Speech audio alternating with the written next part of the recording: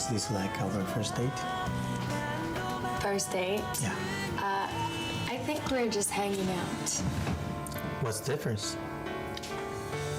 Nothing, I guess.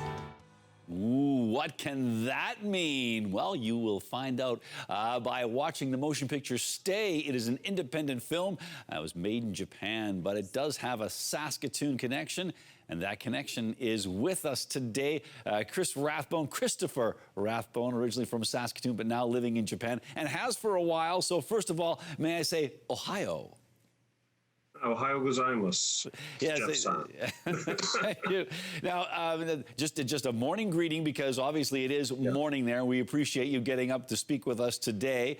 Tell us, first of all, you are the executive producer on Stay. And before we talk any more about the movie, what does that mean? A lot of people hear that title and they don't know, well, what's the executive producer do?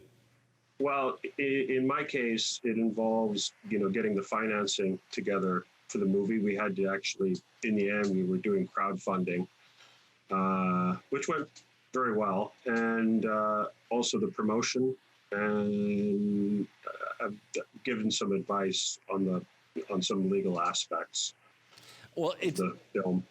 Well, it's interesting you brought up the legal side of things, because executive producing films isn't your raison d'etre, or maybe it will be, but it isn't the main thing you do. You are a lawyer, a translator, a law prof, and you've been doing this in Japan for how long now?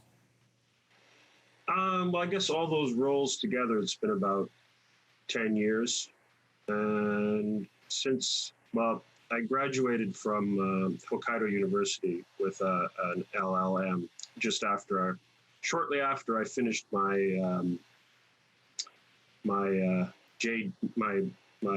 law degree from the University of Saskatchewan. Get my Saskatchewan plug in there.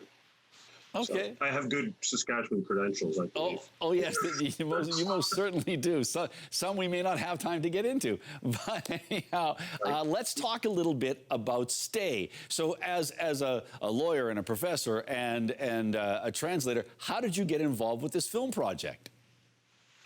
Well, I met the director, Daryl Wharton Rigby, and, for various reasons. And then he showed me his film, and I was just really knocked out by it, because it's very difficult to film in Tokyo. The Tokyo government is not cooperative like New York with making films. And he did this guerrilla style. So he was out there with a small camera, the black magic camera, and he caught some really great scenes of Tokyo, if nothing else, but it's a great story too. And I'll say a romantic drama. Is that fair to say, to put it into that category? Now, interesting too, when people say, oh, it's a film from Japan, obviously I'm going to be dealing with a lot of subtitles, but your main characters, even though one of them is Japanese, mostly English dialogue. It's about 60-40. Okay. There is Japanese dialogue in it. It's all subtitled, so, but which, I guess frustrates both sides, but there you go. Japanese are very used to the subtitles. They see most films with subtitles, sometimes dubbed, but usually they like to see it with the subtitle. So one of the things you were saying about this film and what you liked about it was the fascinating view of Tokyo that it gives, and I would think, from what I've seen, it's a look that a lot of people don't normally see. It's not just the Ginza and some usual tourist shots. These are some really interesting images of Tokyo. Yes, it's some local areas plus.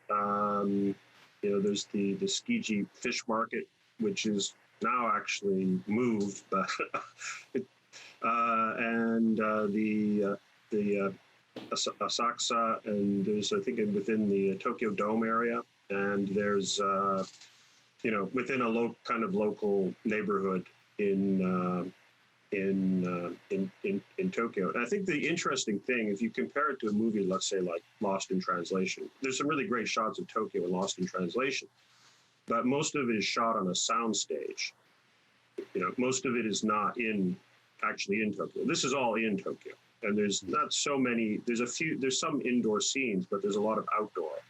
So you can really get I think this is a film where you can really get the feel of Tokyo. In that way, it's very groundbreaking because most foreign films, it's kind of limited, and then some are just patently bizarre, like Black Rain from the 80s, I guess.